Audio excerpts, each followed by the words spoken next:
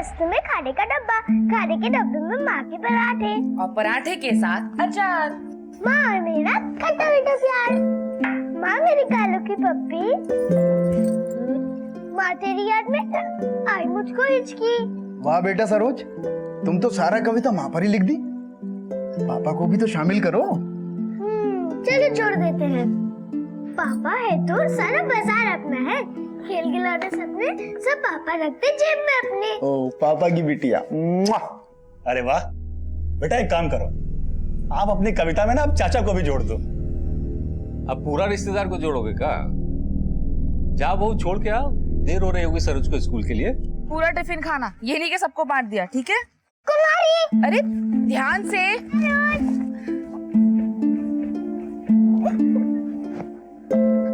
आज तुमने इतना टाइम क्यों लगा दिया? असल में ना माँ को टिफिन बनाने में टाइम लग गया। अच्छा माँ, मैं और कुमारी ना एक साथ चले जाएंगे। हाँ माँ, आप लोग घर जाओ, तेरा ना चलते, तेरा ना दोस्त का बहाना।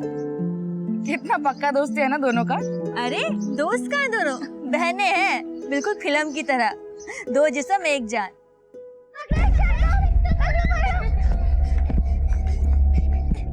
हाथ ऊपर, सिपाहियों ले जाओ इसे थाने। अब सरोज, अब हमारा टर्न। अब मैं पुलिस बन।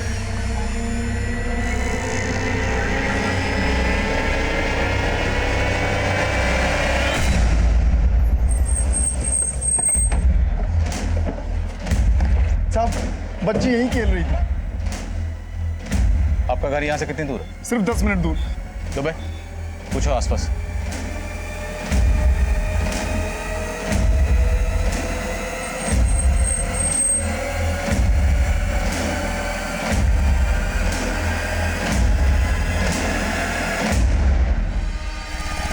अंकल, हमारे सरोज तो साथ में ही खेल रहे थे, फिर सरोज घर चली गई थी। चलो चलते हैं। Bye bye Saroj. कुमारी बेटा, जब आप और सरोज वहाँ खेल रही थी, तब आसपास कोई अंकल या आंटी थे जो आपको लगातार देख रहे हैं और आपको कुछ अजीब लगा हो या गलत लगा? नहीं, ऐसा तो कोई नहीं था। साहब, हम लोगों ने हर जगह तलाश किया पर कहीं भी कुछ मिला नहीं। रात हो गई, हमें बहुत चिंता हो रही। देखिए, आप फिक्र ना करिए, हम आपकी बच्ची को ढूंढने की पूरी कोशिश कर रहे हैं, मिल जाएगी। सर, घबरा, उस एरिया को अच्छे से सर्च किया लेकिन सरोज का कुछ भी पता नहीं चला।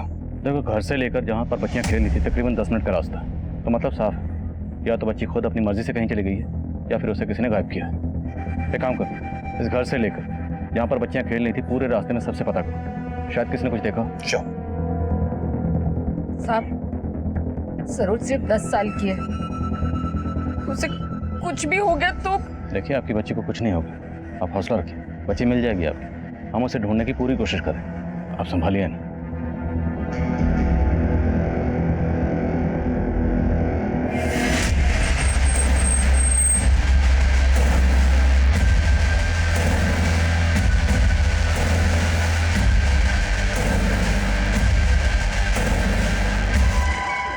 सर, सरोज का कोई लीड नहीं मिल रहा है, ना पेट्रोलिंग टीम से कोई अपडेट और ना ही सरोज के पेरेंट्स को कोई रैंसम कॉल। तो एंगल दुश्मनी का होगा। सरोज के पेरेंट्स से मिलते हैं। कल रात से सरोज का कुछ पता नहीं चला और यहाँ किसी को परवाह ही नहीं है। अरे माँ का भी जिम्मेदारी होता है कि बच्चे का ख्याल रखना, लेकिन नहीं, साला हमारी ही जिम्मेदारी है, घर के अंदर भी देखें और घर के बाहर भी। शांति से बात कर, तेरे से कम परेशान नहीं है बहू। सिर्फ इनको नहीं कह रहे हैं, आपको भी बोल रहे हैं और इस योगेश को भी। भैया, हम साहब, हमारी बेटी का कुछ पता चला? सरोज जहाँ खेल रही थी वहां से कोई क्लू नहीं मिला। आपकी किसी से कोई दुश्मनी या किसी पर शक हो जो सरोज को गायब करवा सकता है? भैया, हमको तो पक्का लग रहा है कि ये जया और उसके बाप का सब किया धरा है। क्या कहा? साहब, हमारी पत्नी है वो। लेकिन वो ऐसा क्यों करेगी? साहब, 8 महीने पहले मेरी जया के साथ में शादी हुई थी, लेकिन उसने कभी भी ससुराल को अपना घर समझा ही नहीं था। जरूर उसका शादी से पहले चक्कर था कोई। हमको तो लगता है कि वो हमसे शादी करना ही नहीं चाहती थी, लेकिन जब उस दिन उसके पापा आए तो उल्टा हमको ही सुनाने लगे वो। देखिए जमात जी, आप बेकार का लांछन लगा रहे हैं हमारी बेटी पर। पहले सच क्या है आप अपनी बेटी से पूछिए। साला सारा दिन तो फोन पे लगी रहती है। जाने कितने आशिक पाल रखे हैं इसने। दामाद जी, आप अपनी सीमा लांघ रहे हैं। ये सीमा तो ये लांघ चुकी थी और आप झूठ बोल करके इसको हमारे पल्ले बांध रहे थे। हमें आपकी बेटी के साथ रहना ही नहीं है। योगेश शांति से बात करो। बाबूजी इनको बोलिए यहाँ से निकल जाए फिर। अरे तो कौन यहाँ बैठकर खाना खाने आया है? आज के बाद हमारी बेटी भी इस घर का एक अन्न का दाना भी नहीं खाएगी। सर हम तो चाहते नहीं थे कि बात आगे बढ़े, लेकिन साहब वो ब्रिजमोहन बहुत ही गर्म बुद्धि का है। उसका गर्मी निकालिए साहब। हमको तो पक्का लग रहा है कि उसी ने गायब किया हमारी सरोज को।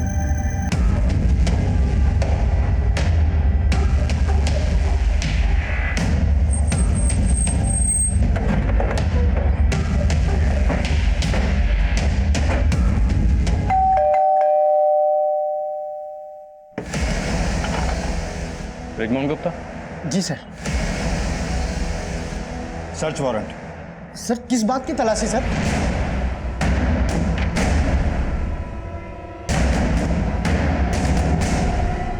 साहब, अरे झूठा आरोप लगा रहा है हम पर। अरे हमें गायब करना होता ना तो उस नालायक योगेश को गायब करता। देखो अगर सरोज को कहीं और छुपा के रखा है तो अभी बता दो। सर हम सच कह रहे हैं, योगेश जबरदस्ती हम पे झूठा इल्जाम लगा रहा है। साहब हमारा दामाद बहुत पहुंचा हुआ खिलाड़ी है। जैसे उसका तलाक करवा रहे हैं ना, गुजारा भत्ता ना देना पड़े इसलिए पैतरे चल रहा है। आपको सर्च करना है बेशक कीजिए, लेकिन बाद में आपको कहानी उल्टा ही मालूम पड़ेगा। सर कुछ नहीं मिला।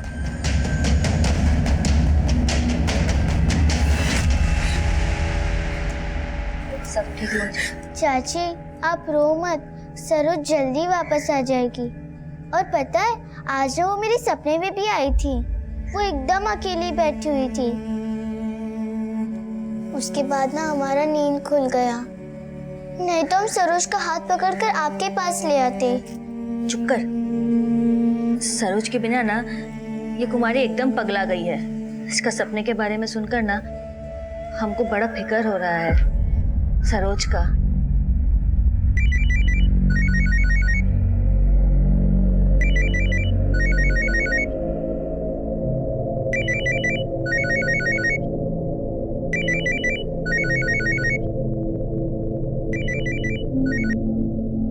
दीदी हमें सरोज का सुनकर बहुत बुरा लगा।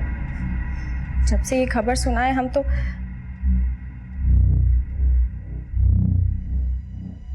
दीदी आप कुछ बोल क्यों नहीं रही हैं? कहीं आपको ऐसा तो नहीं लग रहा कि हमारे पापा ने सरोज का? दीदी हम लोगों ने कुछ नहीं किया है। हम जानती है ना योगेश कैसा है। हमको सब मालूम है कौन क्या है।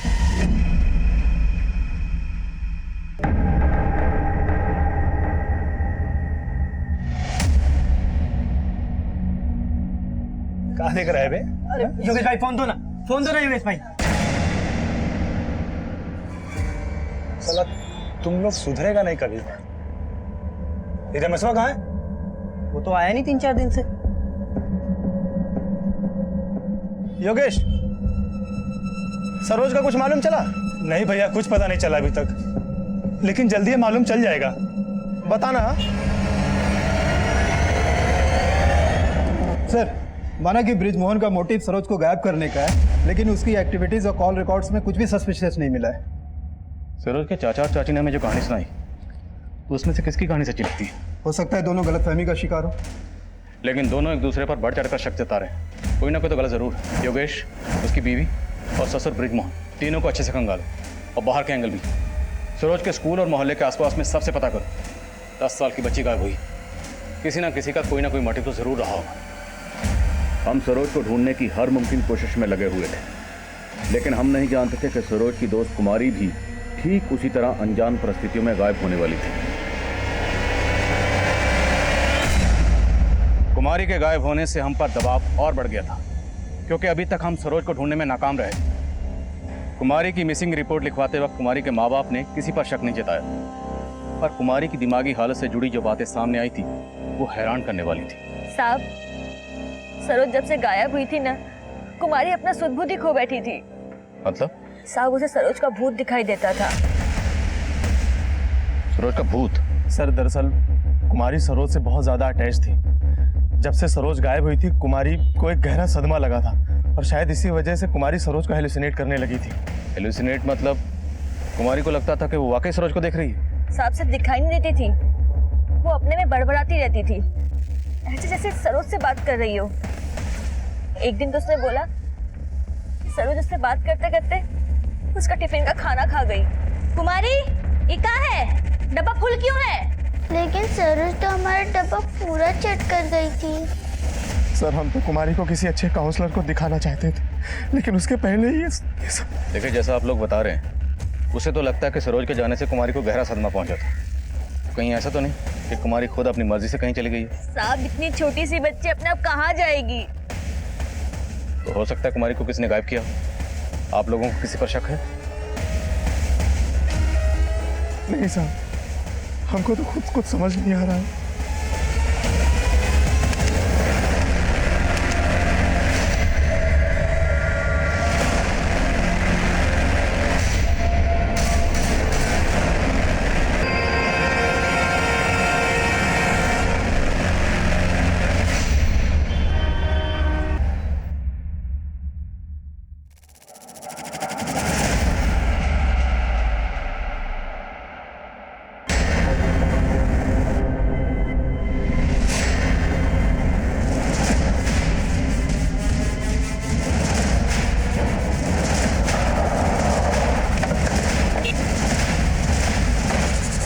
पीछे हटिए आप लोग।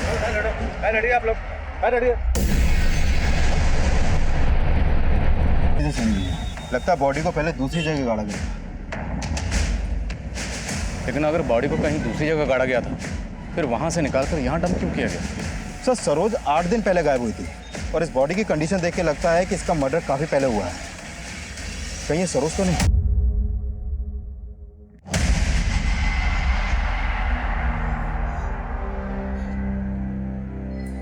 नहीं, ये हमारी सरोज नहीं हो सकती। मैं मानता हूँ बॉडी को पहचानना मुश्किल है, पर हमें बॉडी पर से ये कपड़े और ये लॉकेट मिला। क्या है सरोज की?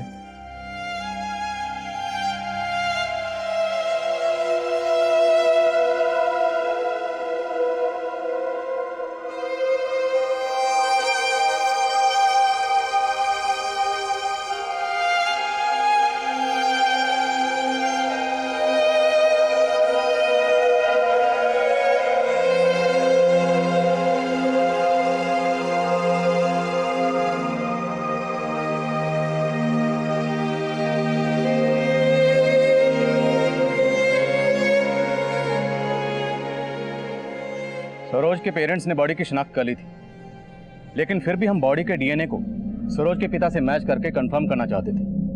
सवाल यह था कि अगर सरोज की डेड बॉडी को कहीं गाड़ा गया था, तो उस डेड बॉडी को वहां से निकालकर कहीं और डंप करके मुजरिम क्या साबित करना चाहता था? क्या यह हमें भटकाने की कोई चाल थी?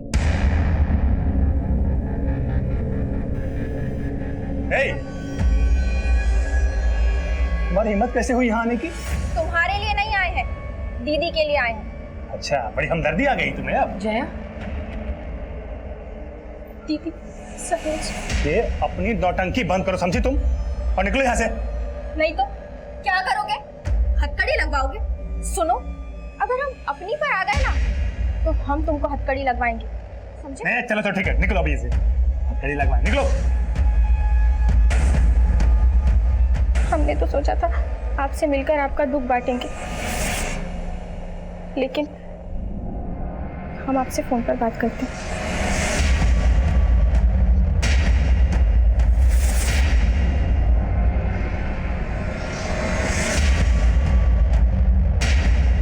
सर सरोज को मार के गाड़ने वाला खुद अपने पैरों पे कुल्हाड़ी मारने की गलती तो करेगा नहीं, और वो भी ऐसी गलती कि गड़ा मुर्दा खुद हमारे सामने आ जाए। दुबे, क्रिमिनल दिमाग के घोड़े टेढ़ी चाल भी चलते हैं, लेकिन सबसे अहम सवाल यह है कि सरोज को मारने के बाद कुमारी को गायब करने का मकसद क्या था?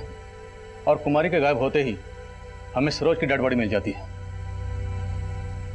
पक्का कोई गेम खेल रहा है। सब कुमारी के पेरेंट्स ने तो किसी पे भी शक नहीं जताया, लेकिन सरोज के माँ बाप ने सिर्फ ब्रजमोहन पे शक जताया है। और अगर मान भी लें कि सरोज की हत्या के पीछे ब्रजमोहन का ही हाथ है, लेकिन कुमारी को गायब करने के पीछे इसका क्या मकसद हो सकता है?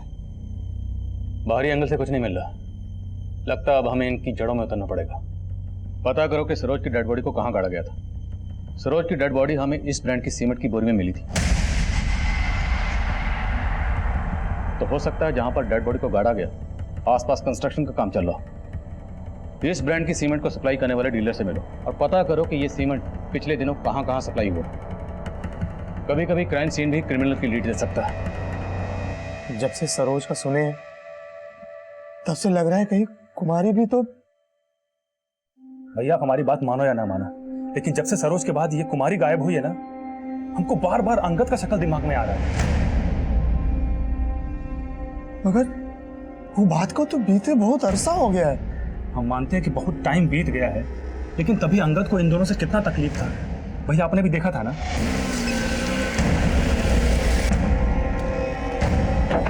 ये अंगदवा को छोड़ेंगे नहीं हम।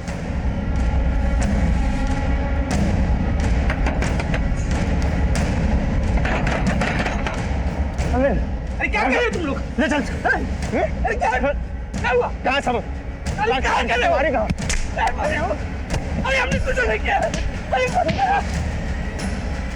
हेलो, सरोज को तो छोड़े नहीं। कुमारी कहाँ?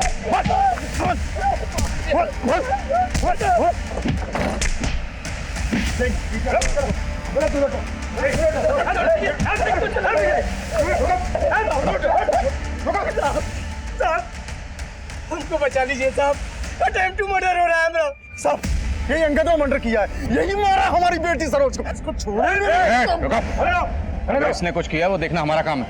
इस पर शक तो हमें क्यों नहीं बताया?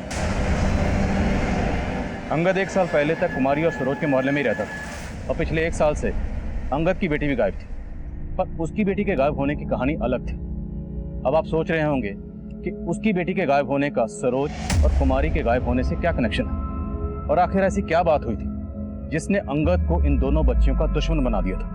आए बाई चलते पराठे सरोज, ये लो लेटर, वो मानसी जी को दे देना। और हाँ, किसी को पता नहीं चलना चाहिए। हाँ मानसी, तुम्हारा फोन 4 दिन से बंद है, तुमसे बहुत जरूरी बात करनी है। छोड़ो ना, किसी का लेटर नहीं पढ़ते। चाचा नमस्ते। चाचा मानसी दीदी कहाँ है? कमरे में है। काऊ मानसी दीदी। साहब अंगद की बेटी का उस बंटी के साथ चक्कर था, वो दोनों अपनी चिट्ठियां बदलवाते थे कुमारी और सरोज से। पहले हमको ये बात पता नहीं थी, लेकिन हमें बाद में पता चली, और जब ये बात अंगद को पता चली तो यहाँ आकर बिगड़ने लगा दोनों लड़कियों पर। मानसी कहा नहीं तो देंगे। आराम से, तुम्हारी बेटी बंटी के साथ भागी है ना? हा? इन दोनों की वजह से ही उस साला हमारी बेटी को भगा कर ले गया। ये दोनों चले, समझा ना? अबे लड़कियों पे हाथ कैसे उठाए रहे? रख देंगे अगर हमारी बच्ची को हाथ लगाया तो। हमें तो लगता है साहब साल भर से गुस्सा पाल रहा था वो, ये कांड उसी ने किया है। सरोज को तो आप बचा नहीं पाए, कुमारी को बचा लीजिए, उसे अंगद भाई के पास होगी कुमारी। साहब उस वक्त हमारी बेटी भाग गई थी, इसे गुस्से में आकर हमने उलूल जुलूल बोल दिया था। बोलने नहीं गया था, तेरा बस चलता तो उसी समय दोनों बच्चियों को खत्म कर देता। नहीं साहब, ये बात को तो पूरे 1 साल हो गए। अगर हमको कुछ करना होता तो हम 1 साल पहले कर देते ना। कितना शातिर गेम खेला है ना तूने। पहले अपने बदले के लिए सरोज को खत्म करके उसको गाड़ दिया, और अब कुमारी को गायब करके सरोज की लाश को सड़क पे फेंक दिया ताकि तेरे पे शक ना जाए। आप हमारी बात को समझते काहे नहीं है? हम कुछ नहीं किए। उन गुंडों के नाम बोल जिनके साथ तू 1 साल पहले उन दोनों बच्चों को खत्म करने गया था। आपको किसने बता दिया कि ये लोग गुंडे थे? वो लोग हमारे दोस्त थे साहब। उन दोस्तों के नाम बोल।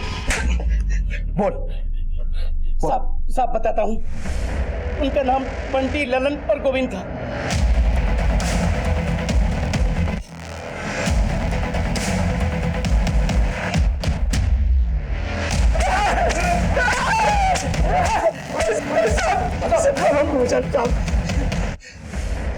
अब सच बोलोगे या थोड़ी और धुलाई करवाऊं? हम बिल्कुल सच बोल रहे हैं, हमने कुछ नहीं किया।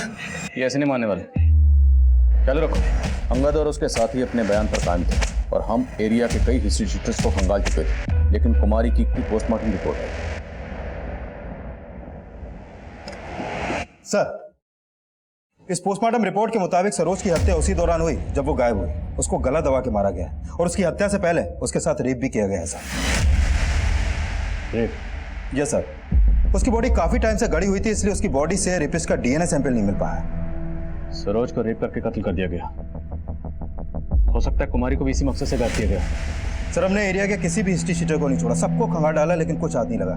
सर आई एम श्योर ये रेपिस्ट उन बच्चियों के मोहल्ले का ही कोई है। बहुत हाथ पैर मारने पड़ेंगे क्योंकि बॉडी पर डीएनए सैंपल्स नहीं है।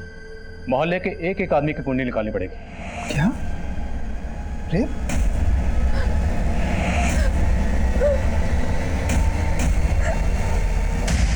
सरोज के साथ इतना कुछ।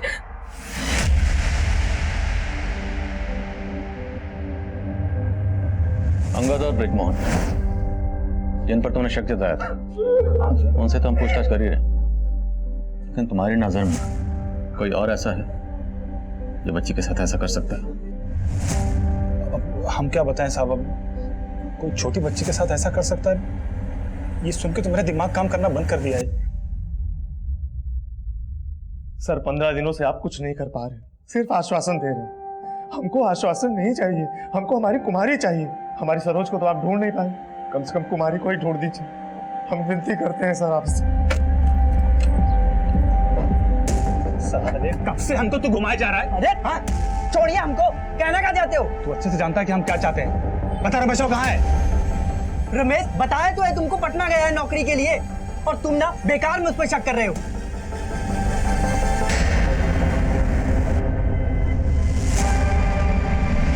सर इन बच्चियों के मोहल्ले में एक मोबाइल रिपेयरिंग की शॉप है, वो शॉप है संतोष चलाता है सर।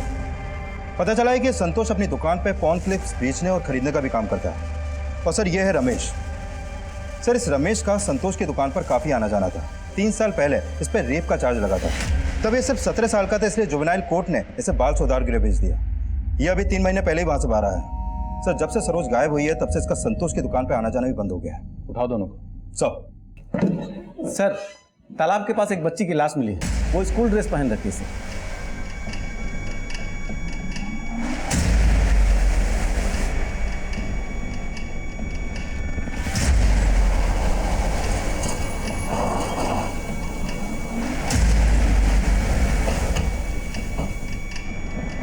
चलिए हटिए साइड।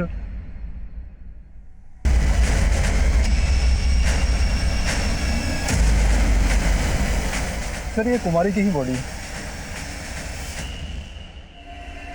सरोज की बॉडी को रेप करने के बाद मिट्टी में गाड़ा गया और कुमारी की लाश को पानी में फेंका गया। जरूर मकसद डीएनए सैंपल डिस्ट्रॉय करने का। बॉडी को पोस्टमार्टम के लिए भेजो और कुमारी के माँ बाप को इन्फॉर्म करो। सर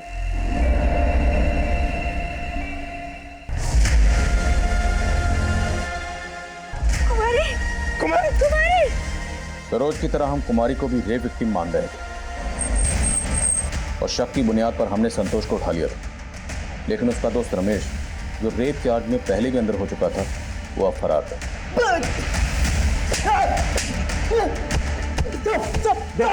बोल रमेश कहाँ है? पटना में साहब। पटना में कहा? पटना मालूम नहीं साहब। फोन क्लिप का धंधा करता है ना तू? तेरी दुकान से बहुत सारे अश्लील वीडियोस के सीडीज भी मिले हैं और रमेश भी ये सब करता है तेरी दुकान पे, है ना?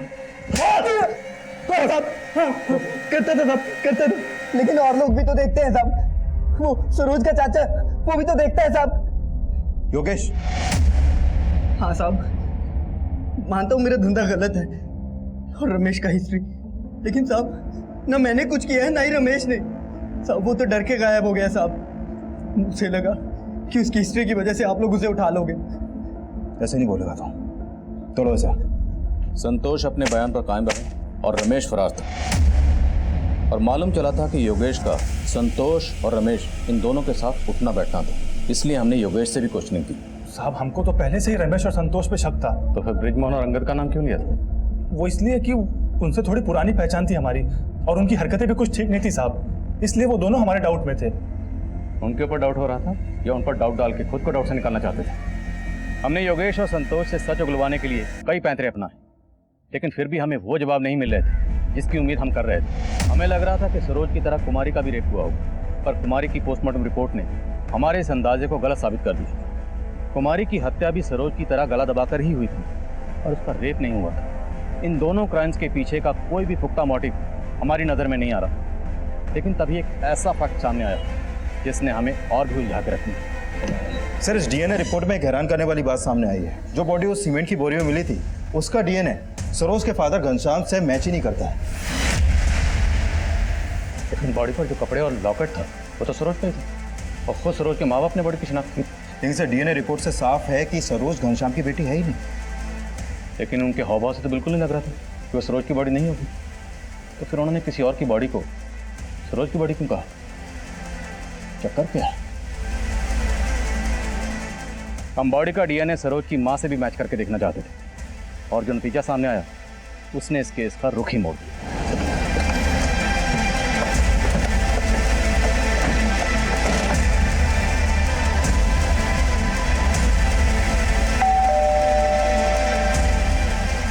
प्रभा जी आपको हमारे साथ थाने चलना होगा।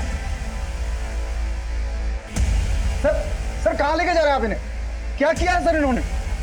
सर बताइए सर कहाँ लेके जा रहे हैं आप इन्हें? प्रभा, तुम्हें यहां क्यों बुलाया गया इसका अंदाजा तुम्हें हो ही गया होगा, तो बोलो। खामोश रहने से काम नहीं चलेगा, बोलो। साहब, हम सरोज की माँ हैं, सपने में भी उसका बुरा नहीं चाहेंगे। और सरोज का बाप? सरोज का बाप कौन है? साहब, हम गलत नहीं थे, हमें गलत बनाया गया। शादी के 7 साल बाद भी हमारा गोद सोना था और कमी हमें नहीं थी, घनश्याम जी में थी। हमने कई बार उनसे बात करने की भी कोशिश की। सुनिए, वो हाँ बोलो।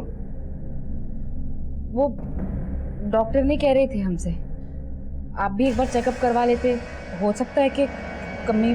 आप क्या बकवास कर रही हो तुम? खुद मां नहीं बन सकती हो और हमारी मर्दानगी पर शक करती हो।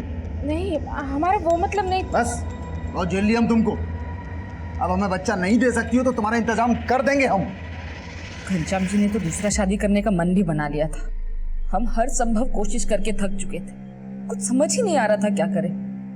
कुमारी के मम्मी पापा मुन्ना जी और भुवनेश्वरी हमारे यहाँ किराए पर रहते थे। तब भुवनेश्वरी माँ बनने वाली थी। अरे वो डॉक्टर की फाइल कहाँ है? अरे वो तो ऊपर ही रह गई है। अच्छा तुम बैठो, मैं लेकर आता हूँ। बैठे आराम से। अरे भुवनेश्वरी, आराम से आराम से आराम से, ध्यान रखना चाहिए ना। हाँ, और तुम खाना पीना ठीक से कर रही हो कि नहीं? हाँ, कुछ भी चाहिए हो तो मुझे बोल देना, मैं बना के खिला दूँ। ओ मैडम हो, दूसरों को ज्ञान दे रही हो, कभी अपने ऊपर भी ये ज्ञान अमल कर लिया करो। और इतना ही तुमको पता है तो खुद काहे नहीं बच्चा पैदा कर लेती हो? चलिए ज्ञान देने जाओ, जो काम करो अपना, चलो जाओ। क्या हुआ भाई साहब? छोटी छोटी बात पे आप भाभी का कितना अपमान कर देते हैं। भगवान के घर देर है, अंधेर नहीं है, सब सही हो जाएगा। अंधेर नहीं है, आराम से।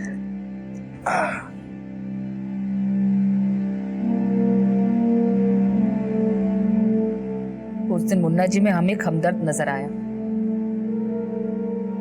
हम गलत नहीं थे, मजबूर थे। कोई था ही नहीं हमें समझने वाला। मां ना बनने के कलंक से बचने के लिए हमने खुद को कलंकित करने का सोच लिया था।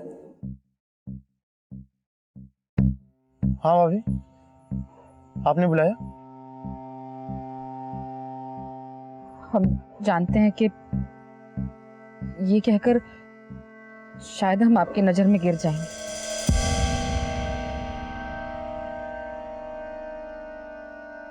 हमारी गरिमा की लाज रख लीजिए, हमारी सुनी को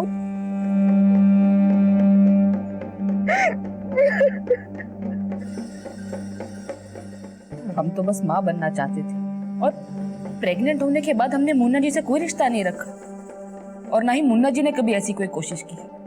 घनश्याम जी को तो यही लगता रहा कि सरोज उन्हीं की बेटी है।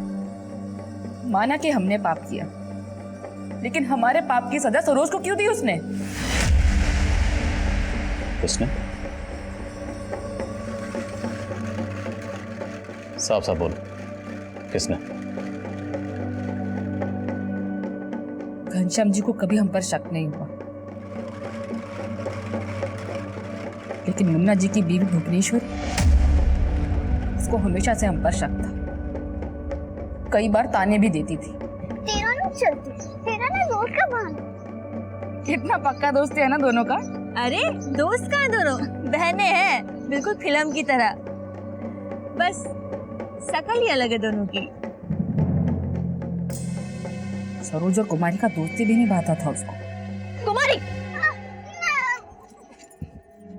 चुपचाप घर चलो। तुमको हमने कितनी बार बोला इस लड़की से दूर रहो, इसके साथ नहीं खेलना, छोड़ दो। चलो घर चुपचाप। अरे भुवनेश्वरी क्या कर रहे हैं? हमें ना बहुत अच्छे से पता है कि हम क्या कर रहे हैं। चलो। अरे हम इसके साथ ही खेलेंगे। चलो तुम। लेकिन खून तो एक ही था दोनों में। उनको अलग करते तो बुखार चढ़ जाता था दोनों को। इसलिए थक हार के भुवनेश्वरी ने चुप्पी मार ली। लेकिन जब सरोज गायब हुई तो हमें उसी पर शक हुआ। जब आप और सरोज वहाँ खेल रही थी तब आसपास कोई अंकल या आंटी थे जो आपको लगातार देख रहे हैं और आपको कुछ अजीब लगा हो या गलत लगा? बस आपको बता नहीं पाए। हमें बता नहीं पाई, लेकिन भुवनेश्वरी से तो बदला ले लिया ना। जिस वक्त जहां कुमारी का कत्ल हुआ उस वक्त वहां पर तुम्हारा फोन एक्टिव था।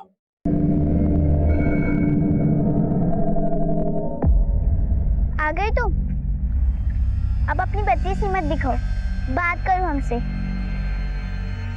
अरे सरोज, सरोज, अरे सरोज कहाँ जा रही हो? सरोज रुको, कहाँ गई तुम सरोज?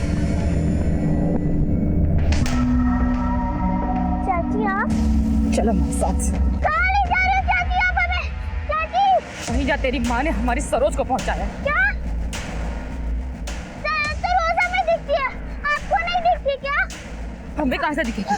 तेरी माँ जो खा गई इसे। हाँ, तू भी पगला गई। हमसे बहुत बड़ा गलती हो गया साहब। पर अपनी गलती को छुपाने के लिए तुमने कुमारी की लाश को तालाब में फेंक दिया। लेकिन साहब, सरोज को भुवनेश्वरी ने ही मरवाया है और उसका रेप भी करवाया। ये बात हम दावे के साथ कह सकते हैं।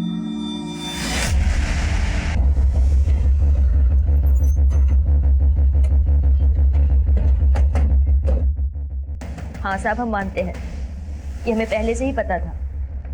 सरोज मुन्ना जी और प्रभा की ही बेटी है। लेकिन साहब, हम इतने गए गुजरे नहीं है जो इतना घिनौना काम करेंगे। सर, हम तो चाहते थे कि हम अपनी बच्चियों को पढ़ा लिखा के उन्हें एक अच्छा भविष्य दें। हमें कहाँ मालूम था कि उन दोनों बहनों का इतना बुरा अंजाम होगा। अच्छा, कहीं ऐसा तो नहीं कि तुम्हारी बीवी ने किसी से सरोज का रेप भी करवाया और मर्डर भी? साहब, हम कुमारी की कसम खा के कहते हैं, हमने सरोज के साथ कुछ नहीं करवाया। और भुवनेश्वरी का तो है, लेकिन ये घनश्याम भी सरोज का सगा बाप नहीं है। तो हो सकता है उसे ये राज पहले पता चल गया। क्या सरोज हमारी बेटी नहीं है? सरोज हमारा खून थी सर। इतने सालों से अपनी सच्चाई से भागते रहे, अब ये गुरूर और दिखावा छोड़। सरोज मेरा गुरूर है और गलत हम नहीं, गलत वो प्रभा है। जब प्रभा को बांझ समझकर छोड़कर जाने वाले थे तब गलत कौन था, तुम या प्रभा? एक बार फिर से पूछ रहा हूँ, सरोज के साथ क्या किया था? सर, हमने कुछ गलत नहीं किया। हम उसके पिता हैं, हम उसके साथ कैसे गलत कर सकते हैं?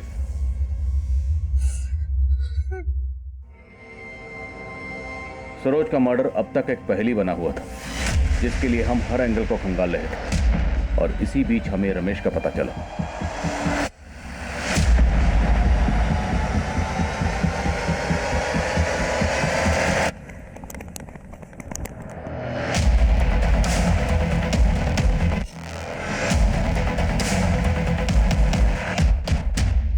लेकिन औरों की तरह रमेश भी कुछ कबूल नहीं कर रहा था, और हमारी मुश्किल ये थी कि रेपिस्ट ने सरोज की बॉडी से डीएनए सैंपल्स भी मिटा दिए, और अब हमारे सामने सिर्फ एक ही रास्ता बचा था।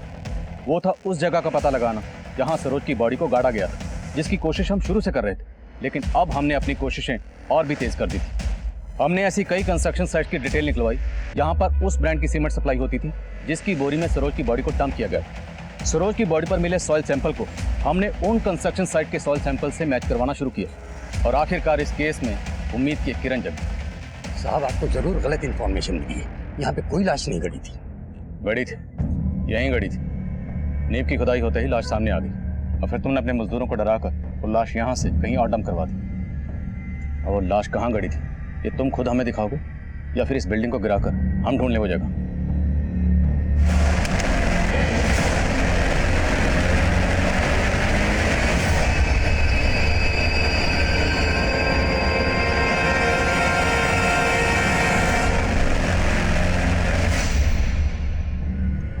साहब हमको गलत मत समझिएगा। पहली बात तो कई दिनों से काम बंद था। दोबारा जब काम शुरू किया तो अपने प्लाट पे लाश देखकर हम डर गए। हम डर गए कि कहीं हम फंस न जाए। इस डर से हमने लाश को कहीं और फेंकवा दिया। हमने कोई कांड नहीं किया ऐसा। वो तो हम पता लगा लेंगे। लेके जाओ। चल चल। एक मिनट रुको।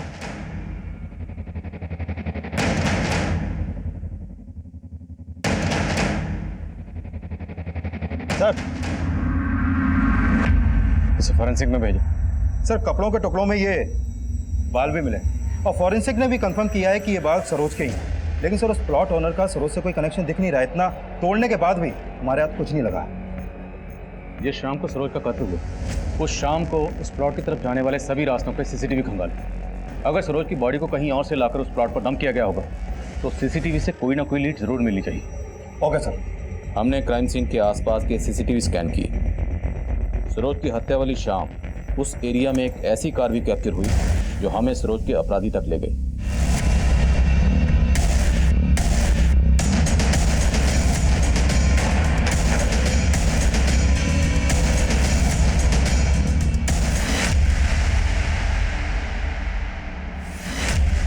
हाँ साहब, उस शाम सरोज के दादाजी कार से उसे ढूंढने गए थे।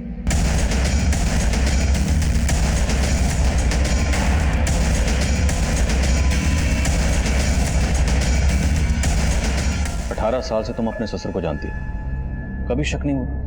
हमने तो कभी ऐसा सोचा भी नहीं,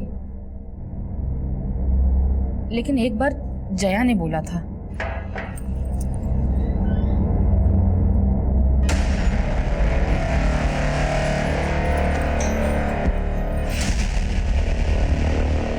जया, क्या हुआ?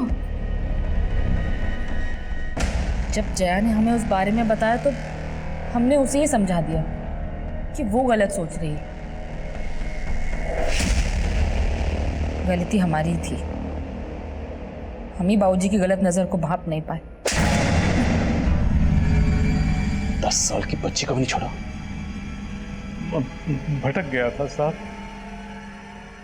उस दिन जब प्रभा बाजार गई, मैं घर में अकेला था, पीने बैठ गया और अचानक कमरे में सरोज आ गई। दादू, हाँ? मेरा बैग देखा क्या? हाँ है ना।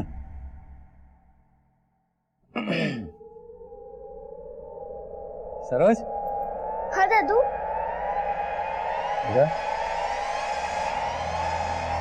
बहुत प्यारी बच्ची थी। और गाड़ी की डिक्की में डाल दिया।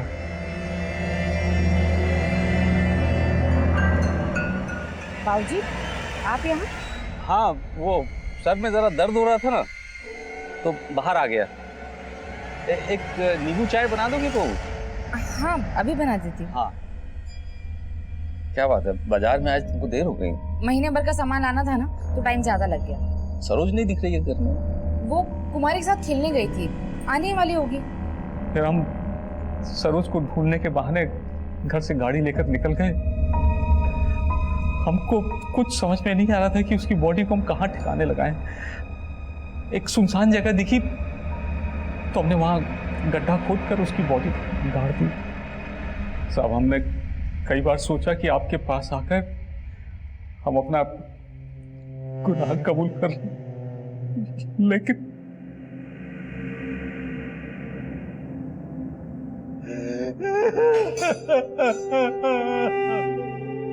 हम अपने बुजुर्गों को अपना आइडियल मानते हैं, अपना आदर्श मानते हैं, लेकिन थी इतनी घिनौनी थी कि इंसानियत भी शर्मसार हो जाए। और हैरान करने वाली बात यह थी कि जब जया ने सरोज के दादा की गलत नजर की दस्तक को महसूस किया था, तब प्रभा ने उस दस्तक को जया की गलतफहमी बोलकर नकार दिया था। दूसरों के लिए हमारा नजरिया अलग अलग हो सकता है, पर कुछ नजरें ऐसी होती हैं जिनके पीछे बुरी नीयत की दस्तक होती है, और जब जब उस दस्तक को नजरअंदाज किया जाता है, तब तब हमारे आसपास कोई ना कोई सरोज जरूर खतरे में होती है। अब मैं आप सबसे इजाजत लेता हूं। आपसे फिर मुलाकात होगी एक नए केस के साथ। तब तक देखते रहिए क्राइम पेट्रोल दस्तक। मकसद बताना नहीं,